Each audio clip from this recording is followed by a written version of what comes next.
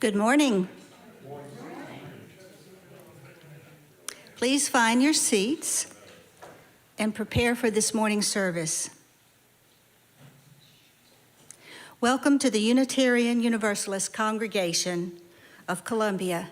My name is Linda Brennison, and I'm your service leader for the day. To those of you here with us in the sanctuary, please be advised that this service is being streamed on YouTube.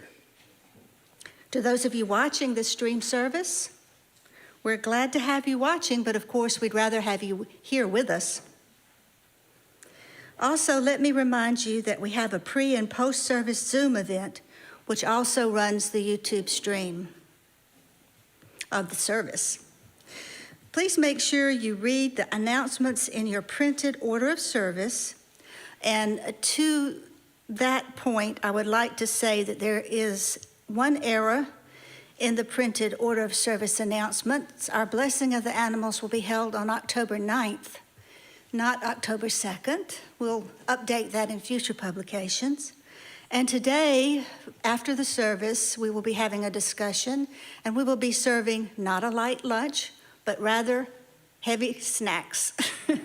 Lots of snacks, so no one will go hungry, but the lunch didn't exactly come together as we had hoped, but we do have plenty of snacks for all and drinks. Also, and especially, be sure to read the weekly events that are emailed to you each Thursday, as well as the unigram and the website. And I urge you to keep our website, your website, open as a tab on your internet browser so you can keep up with what's happening. Please practice the COVID restrictions that are currently in place per board-approved guidelines. Current guidelines are that we practice social distancing, and wearing a mask is highly recommended. Here's an announcement for children. I don't really see any today, but I just wanted to let you know, I do see one, that we have toys and games and things on a table in the back of the social hall. And we really welcome children who'll be staying in the service. If they'd like to get one of those items, please feel free to do so. Today's flowers, these beautiful flowers right here, were provided by Mel Barrington and arranged by Susie Garland. Mel provided these beautiful flowers in memory of his wife, Timmy Barrington, who passed away on August 10th. Of last year. Although inactive in her later years due to illnesses, she was proud to have been a participating member of this congregation for over 50 years. Thank you, Mel. And now let us center ourselves for today's service and remember to silence all electronic devices as we listen to the prelude. All that you touch, you change. All that you change, changes you. The only lasting truth is change. God is change. All that you touch, you change. All that you change, changes you. The only lasting truth is change. God is change. All that you touch, you change. All that you change, changes you.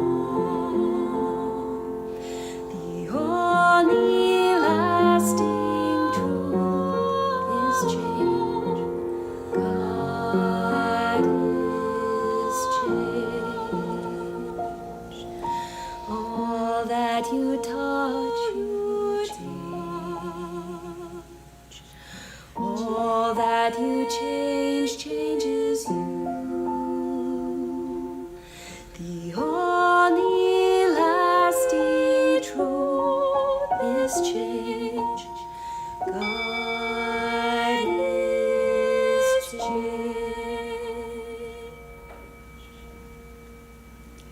We thank our music director, Anna Hamilton, for that beautiful recording. Please stand and join me in the Congregational Covenant as found in your order of service. Love is the doctrine of this congregation. The quest for truth is its sacrament, and service is its prayer. To dwell together in peace, to seek knowledge and freedom, to serve others in community, thus do we covenant with one another. Please be seated. Our minister is the Reverend Stephen Robertson, and on those Sundays when Stephen is not in the pulpit, we present a variety of interesting speakers from this congregation or from recognized guests throughout the community. Unitarian Universalism is a diverse and non-creedal religion. We are a covenantal religion, which means that we don't have to believe the same in order to teach each other the same, treat each other the same, with respect, equity, compassion, and dignity. Our community is based on deeds, not creeds. As Unitarian Universalists, we side with love, embracing all people regardless of age, color, race, socioeconomic background, physical ability, or religion.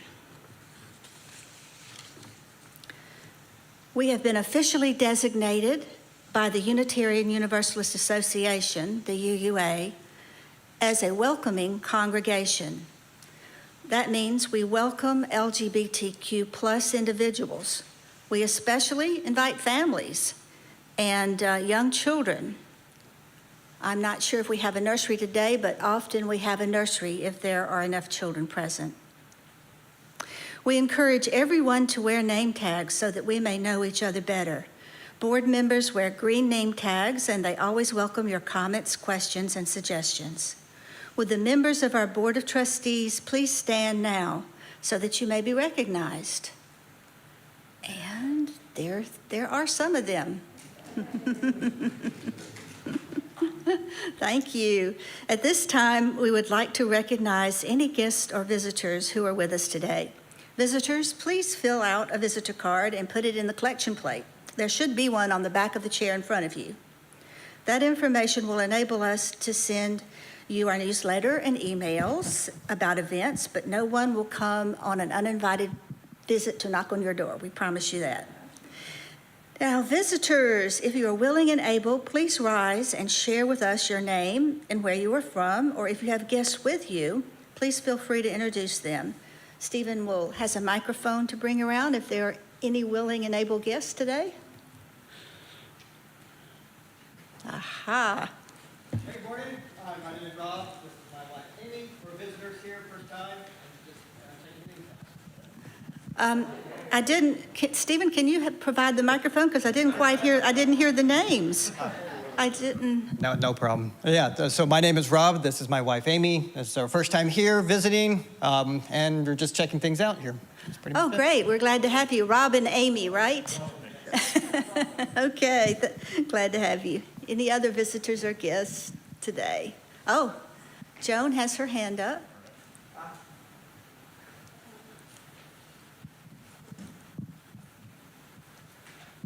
I'm Joan Watterson, and we just arrived from Weaverville, North Carolina. This is Percy, my grandson.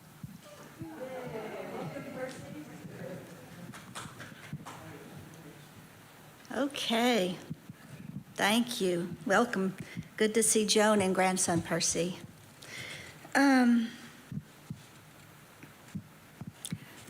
Today's chalice lighter is Susan Robinson, who is not with us today, and her chalice lighting words will be read by our president, Deb Matherly. Hello. Hi. If Susan Robinson, a longtime member of our congregation, were here at her Columbia, South Carolina home, she would be with us in person. However, as many of you know, Susan spends much of her time in Portland, Oregon with one of her sons and his family, and that is where she is now. Susan was one of our UUCC delegates at General Assembly and actively participated in developing this service. She is participating remotely, and I am happy to read her words. We light this chalice to rekindle the warmth we experienced in the larger UU community at the 2022 General Assembly. We light it as we remember the extraordinary music and the call to deeper spirituality we felt at each moving worship service. We light it that its flame may illuminate the work of thoughtful volunteers who are to clarify and update our purpose and principles as a denomination. They are a reminder of how strong we can be working together with hundreds of other congregations to foster positive change, leading through a strong social justice, environmental, and anti-racism stance as we continue ever to create beloved community. We light this chalice to shine like a beacon.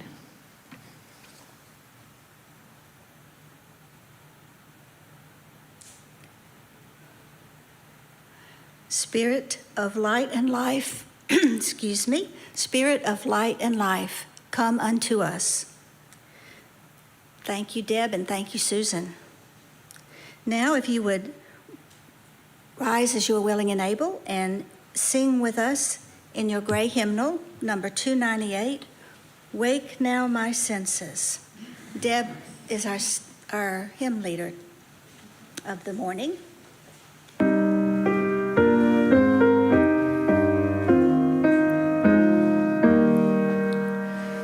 Wake now my senses and hear the earth call.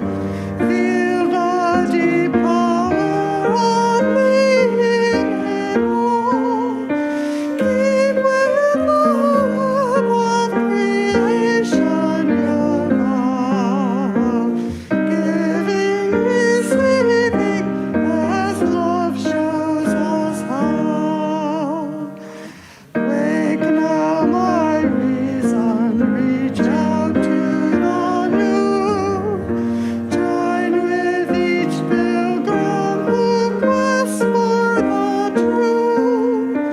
Honor the beauty and wisdom of time.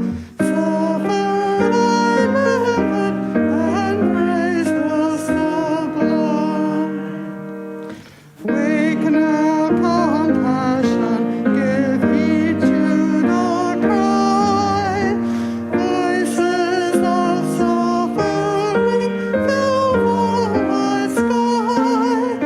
Take as your neighbor, both stranger and friend, praying and striving their hardship to end.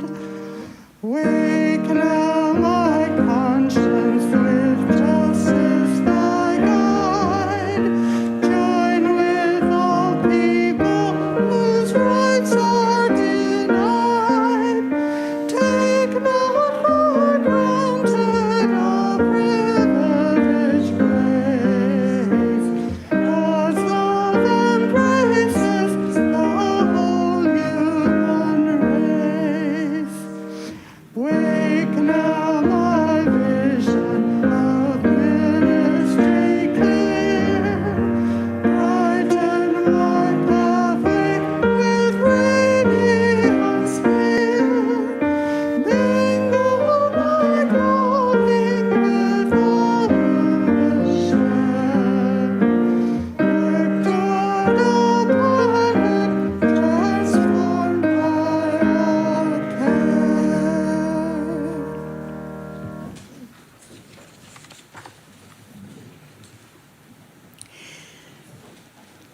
Today, we have 3 members from the congregation who will reflect on their individual experiences at the annual assembly of our denomination.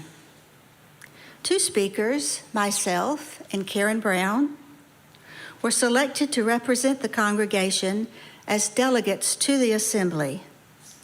And the third, Deb Matherly, our board president, attended on her own, which anyone can do.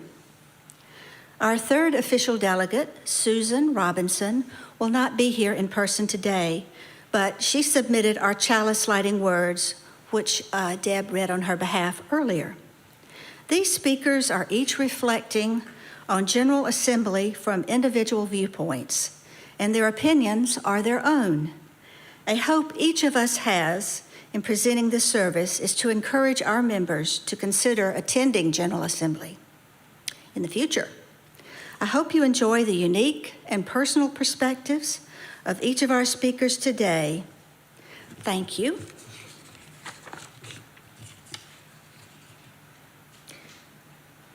And now, I believe we have, what is up next here? Our opening words. Thank you, Regina. Sorry. Sorry out there.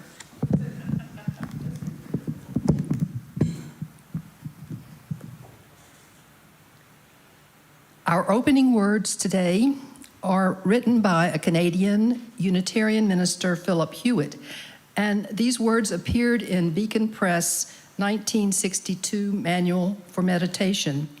That was a year after the merger of the American Unitarian Association and the Universalist Church of America. His words: from the fragmented world of our everyday lives, we gather together in search of wholeness. By many cares and preoccupations, by diverse and selfish aims, are we separated from one another and divided within ourselves. Yet we know that no branch is utterly severed from the tree of life that sustains us all. We cherish our oneness with those around us and the countless generations that have gone before us. We would hold fast to all of good we inherit, even as we would leave behind us the outworn and the false. We would escape from bondage to the ideas of our own day and from the delusions of our own fancy. Let us labor in hope for the dawning of a new day without hatred, violence, and injustice. Let us nourish and nurture the growth in our own lives of the love that has shone in the lives of the greatest of our human kin, the rays of whose lamps still illumine our way. In this spirit, we gather. In this spirit, we pray. Thank you. And now, Reverend Stephen Robertson has a story for all ages. Invite any children that would like to come down, join me up front. You're welcome to do that. We got one coming. All right. I'm going to sit on the floor and maybe get up. We'll see. All right. I'm actually going to show a little clip of a movie. Have you ever seen the movie Finding Nemo? All right, you've heard of it. It's actually an old movie, believe it or not, at this point. And David, our technician over there, is going to help us not get sued by Disney today, right, David? He said correct. So it's about a minute long. And what's happening in the movie, Nemo is a little fish, and he's got a friend, Dory is her name, and his dad, Marlin. And they come across a school of fish that are getting caught up in a net. So I want you to watch what happens, all right?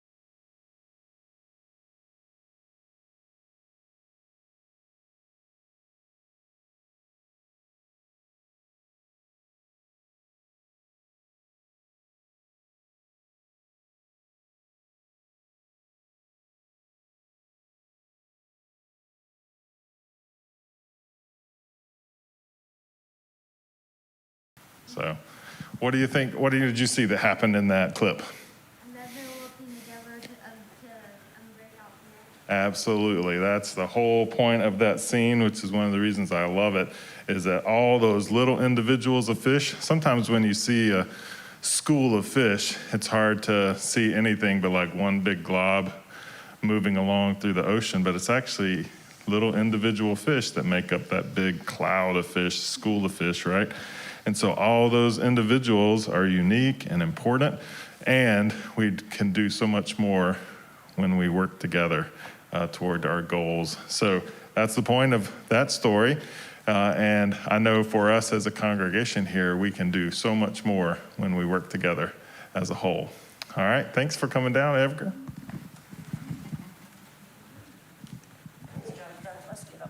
Yeah, you did that better than me, Ivy. And now you may remain seated, and Karen Brown is going to lead us in a responsive reading in the back of your gray hymnal, number 657.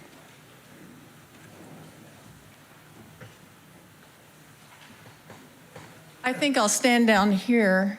I need your help doing this, yes.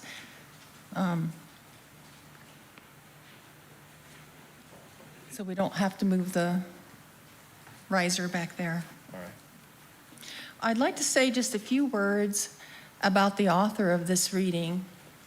Sophia Lyon-Fawes was born in 1876.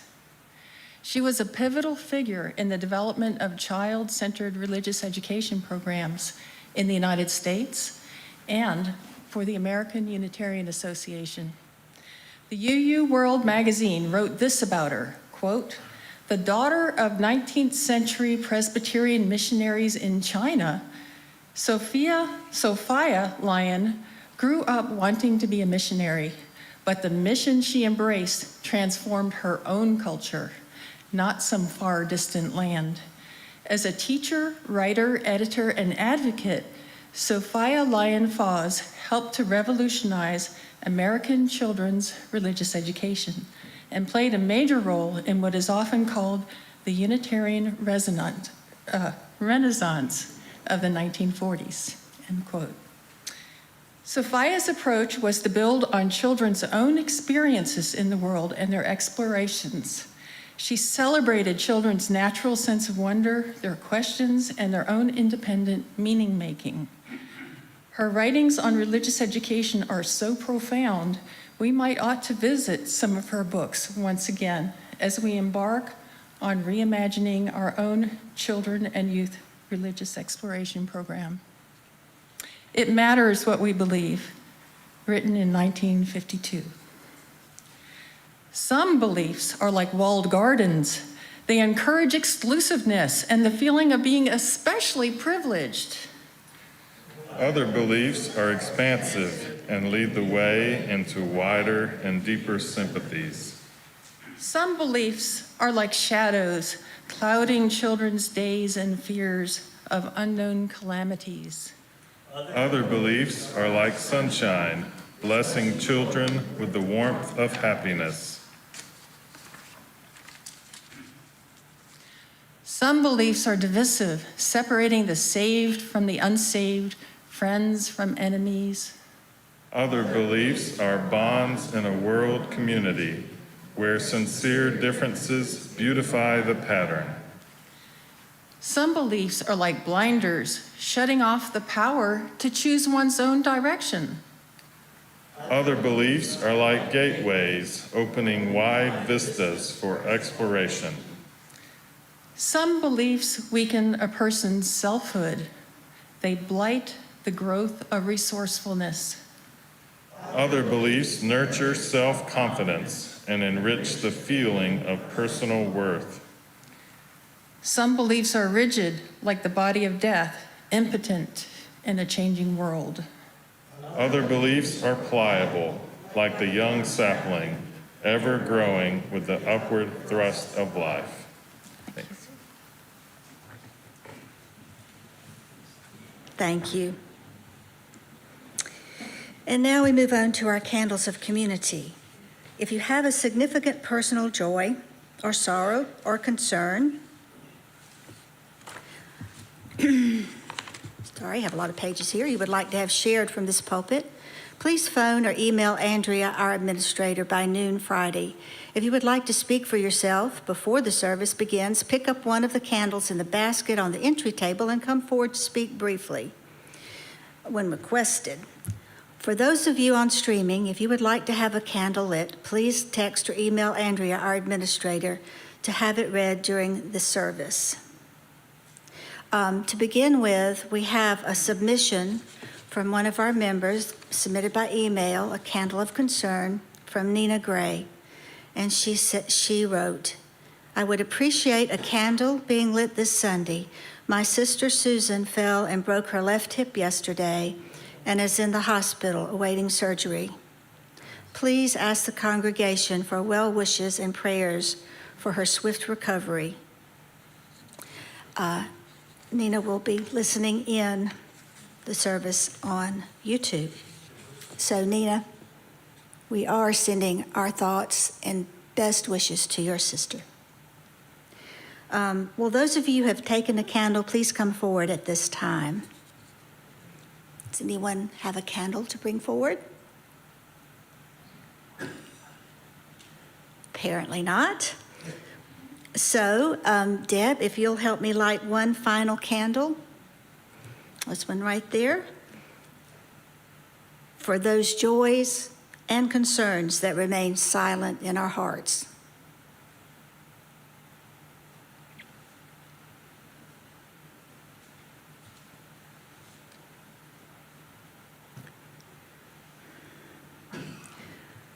The congregation contributes to Share the Plate, where half of our cash collection each Sunday goes to local charities. Is our Share the Plate representative here today? There she is. Our Share the Plate recipient this month is Palmetto Place Children and Youth Services. We have with us today Courtney Tidwell, who is the Community Outreach Coordinator for Palmetto Place Children and Youth Services. And we'd like Courtney to come forward and say a few words about Palmetto Place.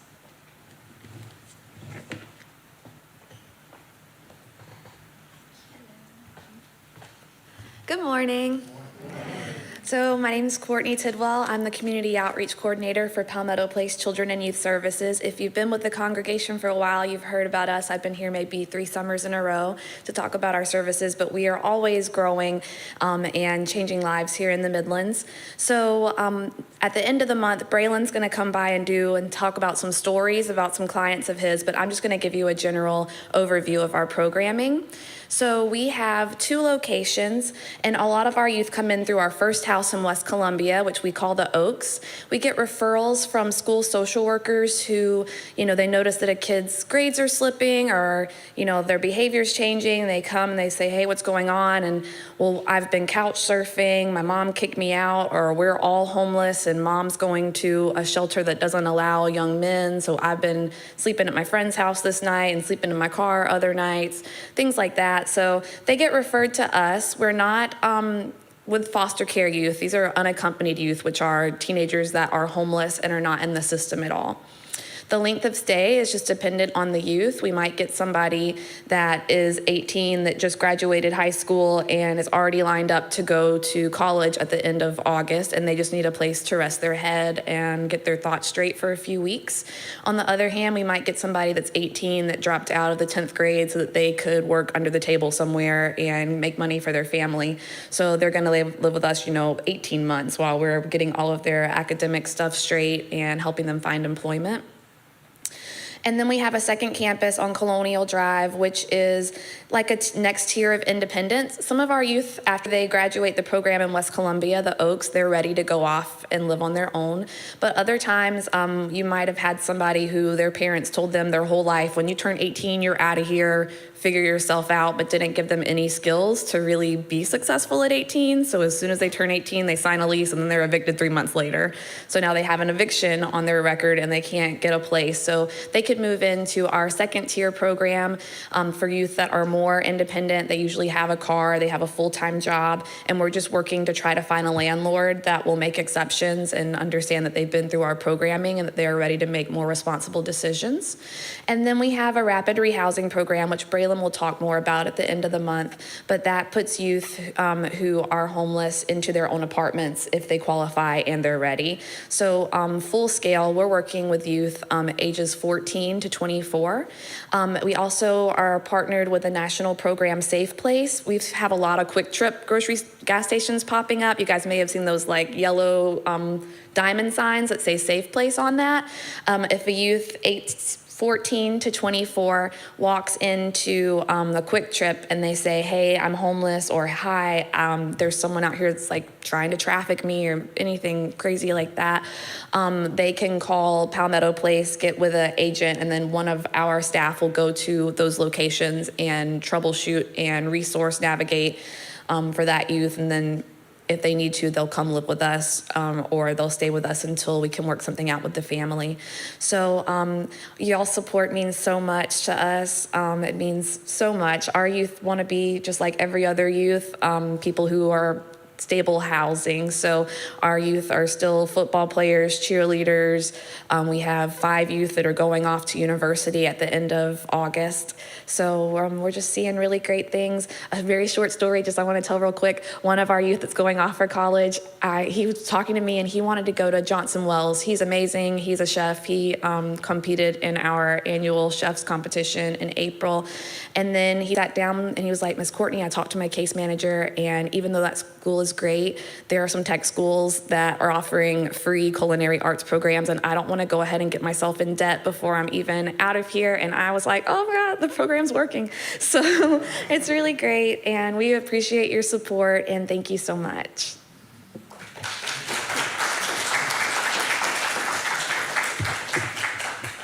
Wow, thank you so much, Courtney. As I said, half of our collection, cash collection this month, will go to Palmetto Place. If you're contributing by check, please write "Share the Plate" on the memo line, or you can make an online donation on our website. And those of you watching on YouTube, you can too. I want to say a brief word about our offertory music today, which will be an audio recording. However, it's interesting in that the name of it is "Be the Light," and it'll be sung by Leah Morris. But it was inspired by the inaugural poem written by Amanda Gorman, which I'm sure a lot of you heard, called "The Hill We Climb." So this offertory music was inspired by that poem. Will our ushers please come forth? There is always a light when we are ready to see it. There is always a light when we are ready to be it. To see the light, to be the light, to raise our eyes in the dark of night, to climb this hill, together we will. There is always a light in the dark. We are ready to see it. There is always a light in the dark. We are ready to be it. To see the light, to be the light, to raise our eyes in the dark of night and be a gift. Together we will. There is always light. There is always light. We are ready to see it. There is always light. There is always light. We are ready to be it. To see the light, to be the light, to raise our eyes in the dark of night and be a gift. Together we will. There is always light. There is always light. There is always light. There is always light. To see the light, to be the light, to raise our eyes in the dark of night and be a climb this hill. Together we will. There is always light.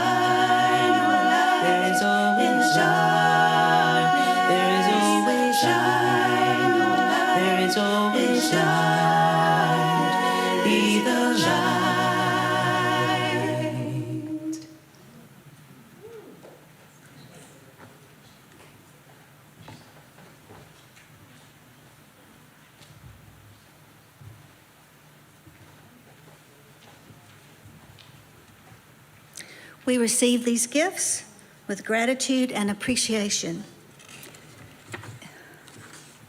It demonstrates that we are truly a giving community.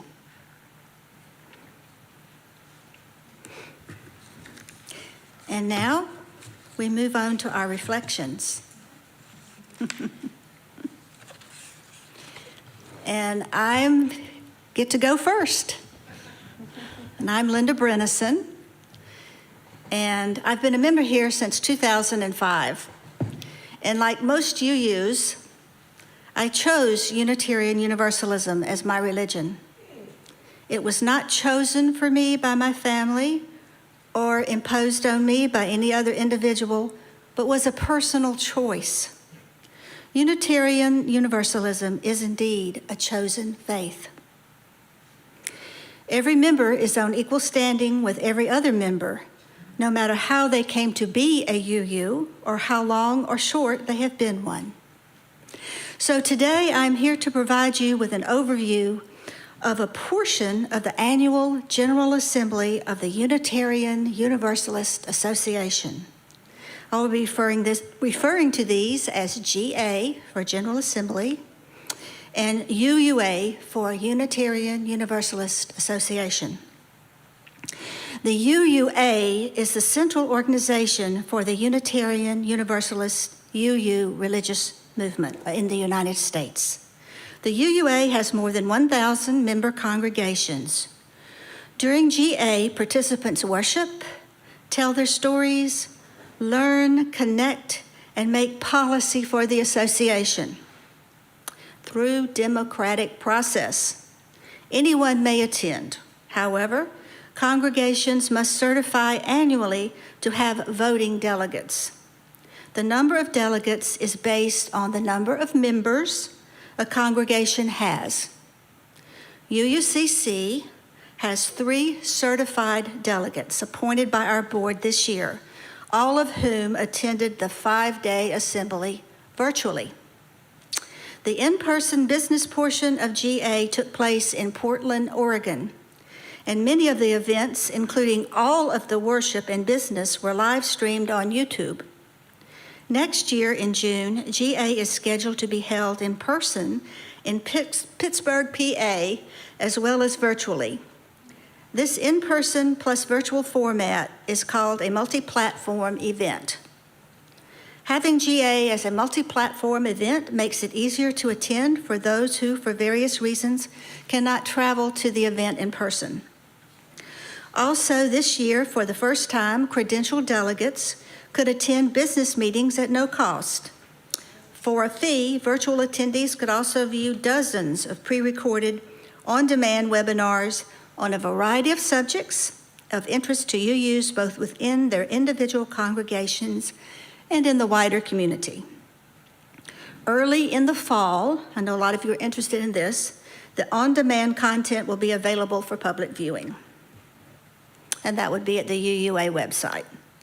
Credentialed delegates also had access to online discussion forums and online voting. Online voting was open to all delegates at the end of each business meeting until the predetermined time that evening.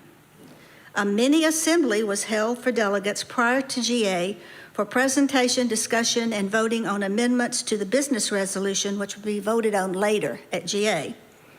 The business resolution, which did pass this year, provides for a complete rewrite of the UUA bylaws, which contain, among many other things, our 7 principles. The UUA bylaws have not been completely rewritten in 60 years. So just think about that. The rewritten UUA bylaws are not expected to be completed until 2024 and must be passed by a supermajority of the General Assembly.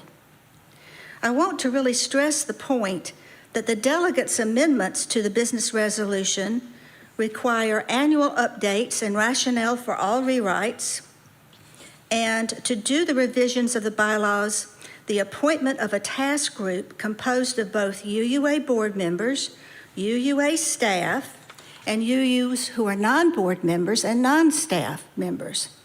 An additional important amendment was passed to require that values and goals guide the new bylaws framework that reflect our long-established institutional experience with a free and responsible search for truth and meaning, religious pluralism, congregational polity, and other aspects of the democratic process. My 5 minutes is almost up, so I must close by saying that I was honored to attend General Assembly as a delegate from our congregation. Being among UUs from around the country is an experience I would wish for each of you. It is certainly inspiring to be with so many like-minded folks working together for justice, equity, and love. At the General Assembly of the Unitarian Universalist Association this year, the theme was Meet the Moment. I would suggest to you that to meet the numerous challenges of the current moment, we must remember that justice requires an unwavering commitment to what is right, not what is easy or familiar. Individual UUs must work together within their own congregations as well as with the UUA. To quote a famous African proverb, if you want to go fast, go alone. If you want to go far, go together. At UUCC, we are better together, and together we can go far. Thank you.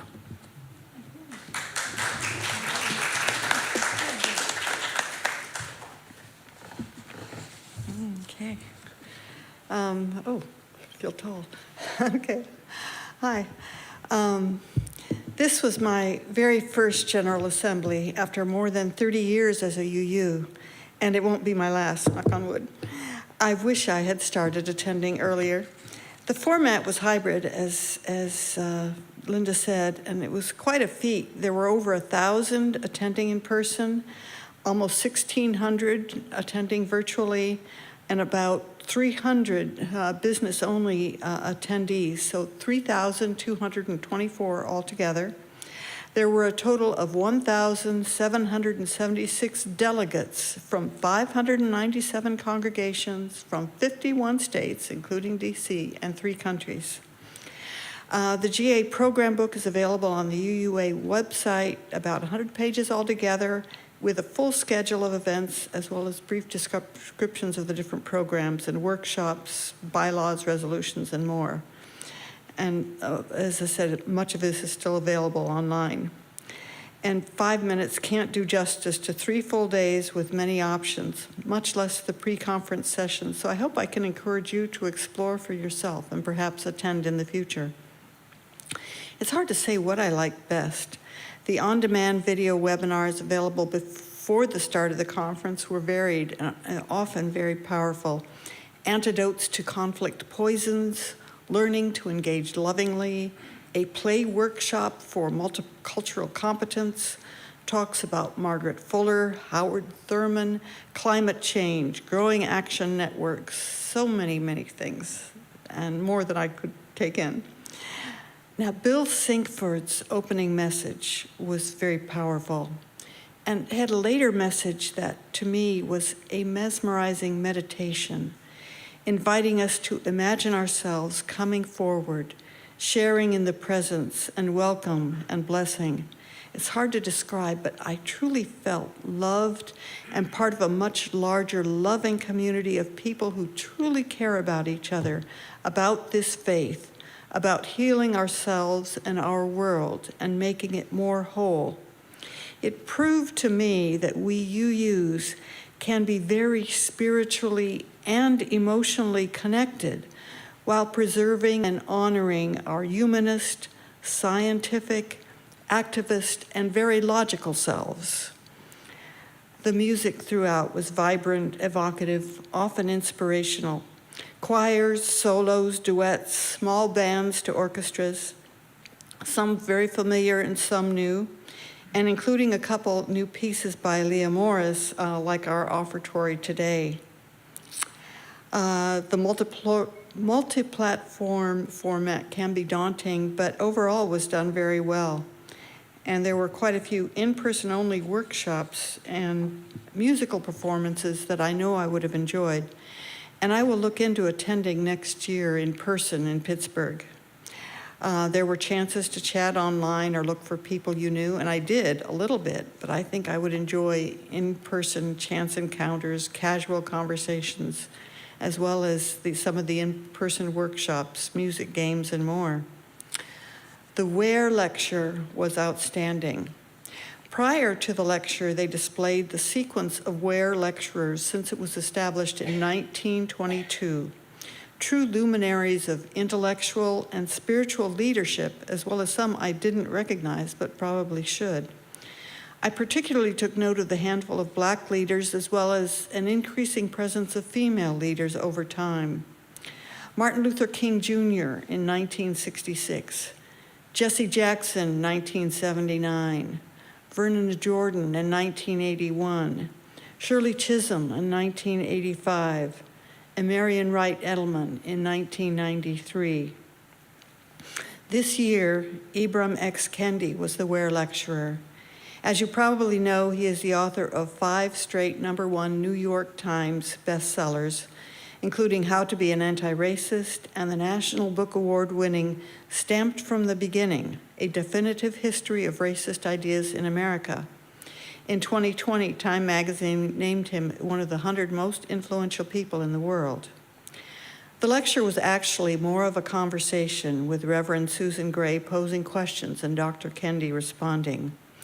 One of his points that really resonated with me is that we can rarely persuade and induce change in the producers of lies, those that have vested financial and economic interests in the lies they are promoting. However, the consumers of lies can be reached through education and moral suasion.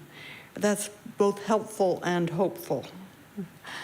Lots of historical analogies and context, and I hope the lecture will be published in an upcoming version of the UU World, as past lectures have been. Definitely something to watch for, with some questions to return to, like how am I wielding power?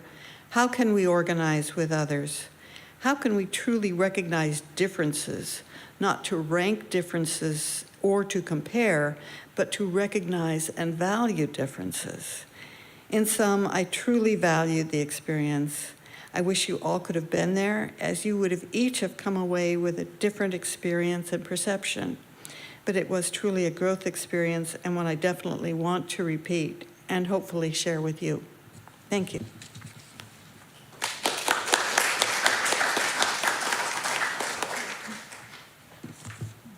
Can I move this?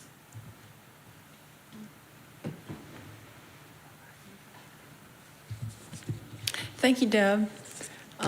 Thank you, Linda. My liberal faith community, Unitarian Universalism, has always been an important part of my life. It's a good thing because my husband, Rod, is a UU minister. Throughout my years of being involved in UU, I've been inspired and delighted by so many wonderful people.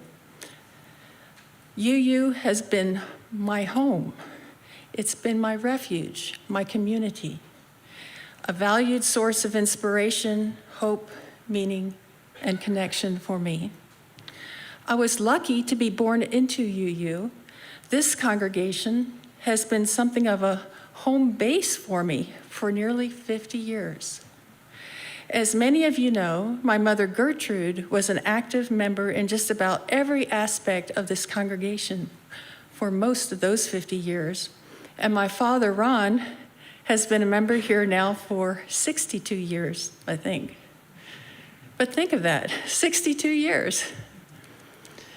Around 5 years ago, I became aware of developments in our larger denomination that were, well, shocking. It started when the president of the UUA, Reverend Peter Morales, abruptly resigned after allegations of white supremacy had been made, with an uproar on social media. Then 500 ministers publicly denounced online a fellow UU minister for the crime of having expressed what were essentially dissenting views. UU ministers have been removed from fellowship, kicked out of the Ministers Association, and accused of being out of covenant. Others have resigned in protest. Churches have actually been splitting over issues related to this. I tried to understand what in the world's going on. I've been connecting with fellow UUs nationally, studying publications and reports, attending online meetings, and I've been discussing these issues within our own congregation. I've attended GA online now for the past 3 years because critical decisions are being made that will greatly impact the future of our faith community. Now, just to give you a little flavor of GA, the social practice is for speakers who come to the microphone to introduce themselves kind of like this. Good morning, my name is Karen Brown, and I'm speaking to you from Columbia, South Carolina, where I'm a member of the UU Congregation of Columbia, located near the ancestral homeland of the Congaree people. I am white, non-conforming cisgender heterosexual woman. My pronouns are she, her. I have short, brown, gray, blonde, frizzy, free-range hair, and I'm wearing glasses. I have a warm, welcoming smile, I hope, and I'm wearing a black and white flowered shirt.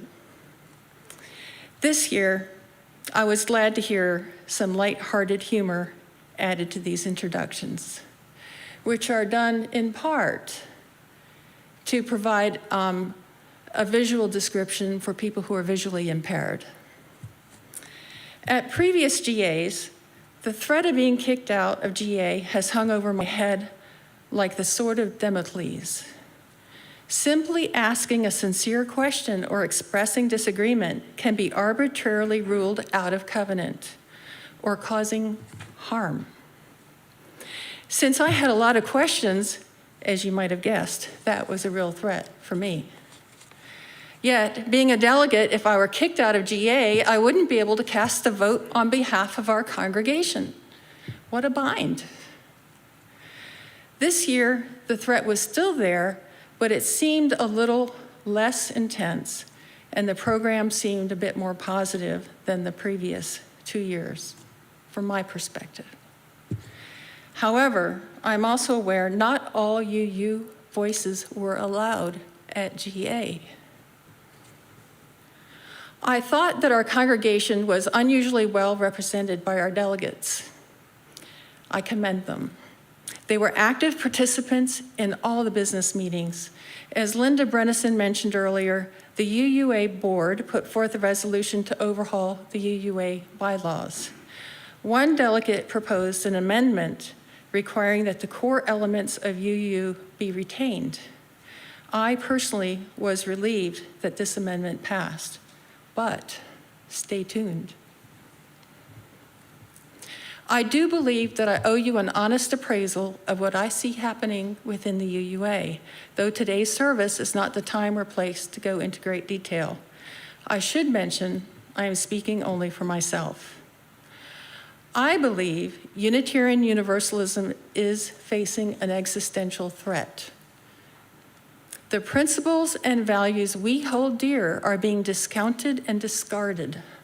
They are being discounted and discarded by our UUA leaders, both in practice and in many of the UUA Board of Trustees' expressed intentions. It's important for you to know that the core principles of our liberal religious tradition are at risk.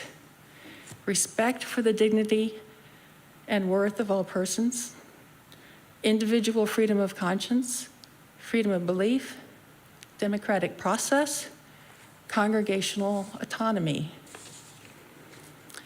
The only way we can help shape what happens is to learn about the issues, engage with one another, speak to the UUA board and other UUs, and choose delegates who will effectively represent our views at the next General Assembly. We have a lot of work to do. It is my deepest hope that UUs from the pews will step up to the challenge, that we will engage in the intellectual, emotional, and relational work our liberal religious tradition calls us to do. Let our light shine. It is my deepest hope that this congregation will be a place where we can bring our whole selves, our authentic selves, to one another. That in our community, we can carefully explore these difficult issues together in the spirit of love, friendship, and learning. In our welcoming words each Sunday, our service leader always says, "We need not think alike to love alike." Did I hear that today? Okay, always. These words are often attributed to Francis de Witt, a Transylvanian Unitarian preacher in the 16th century, the mid-1500s. De Witt is a hero and a martyr for freedom of belief and freedom of conscience. He held fast to his beliefs, his conscience, and he persisted in preaching the oneness of God, though the powers that be insisted that he not. Sadly, he languished and eventually died in prison for this, 450 years ago. Yes, we UUs are better together when our thoughts and actions are grounded in the first principle, respect for the inherent worth and dignity of all persons, when we have a free exchange of ideas and seek to understand one another rather than judge one another. Of course, there's always the possibility that we can be not better, but worse together. We must not allow ourselves to be swept up in groupthink, a sense of moral superiority, righteousness, moral outrage, virtue signaling, bandwagon mentality, or mob psychology. It's true, we need not think alike to love alike, but we do need to think.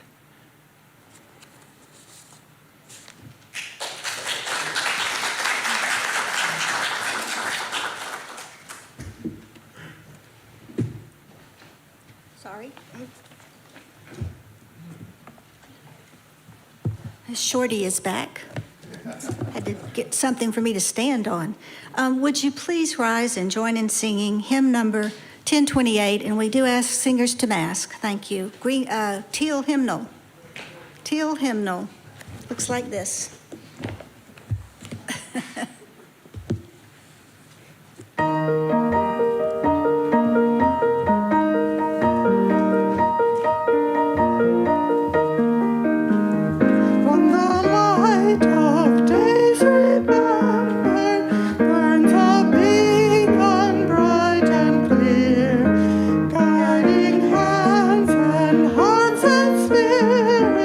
Into faiths and free from fear.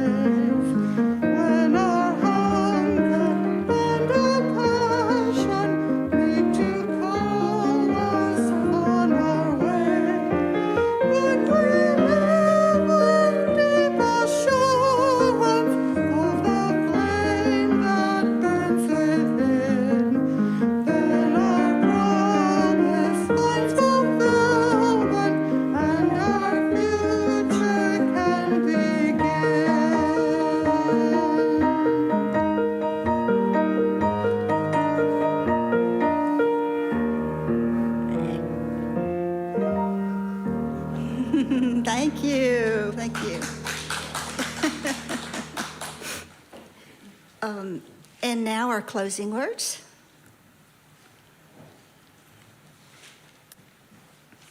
We close with words of a well-known song in our hymnal, the gray one, from Tranquil Streams, that was written by Unitarian minister Marion Ham in 1951.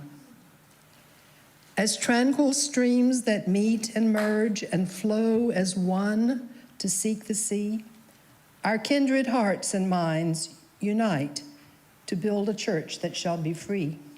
Free from the bonds that bind the mind to narrow thought and lifeless creed. Free from a social code that fails to serve the cause of human need. A freedom that reveres the past, but trusts the dawning future more, and bids the soul in search of truth adventure boldly and explore. Prophetic church, the future waits your liberating ministry.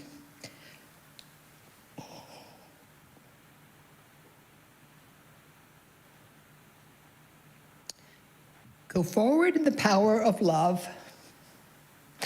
Proclaim the truth that makes us free. Thank you. And if you'll help me with extinguishing the chalice, Regina. We extinguish this chalice at the end of our time here today. May its flame glow gently in our hearts and light our paths as we leave this place until we are together again. And now, if you would join me in singing our Congregational Benediction, which can be found in your order of service.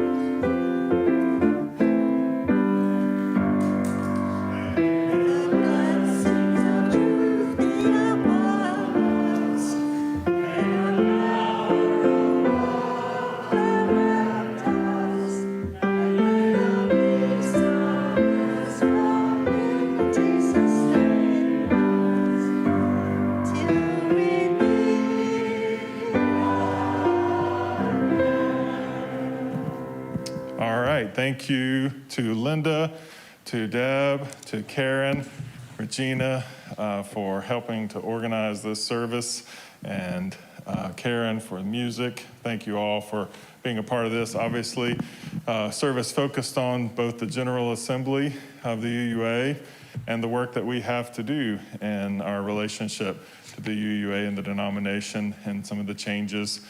As a part of that work, we are going to have a discussion afterwards of the first of many.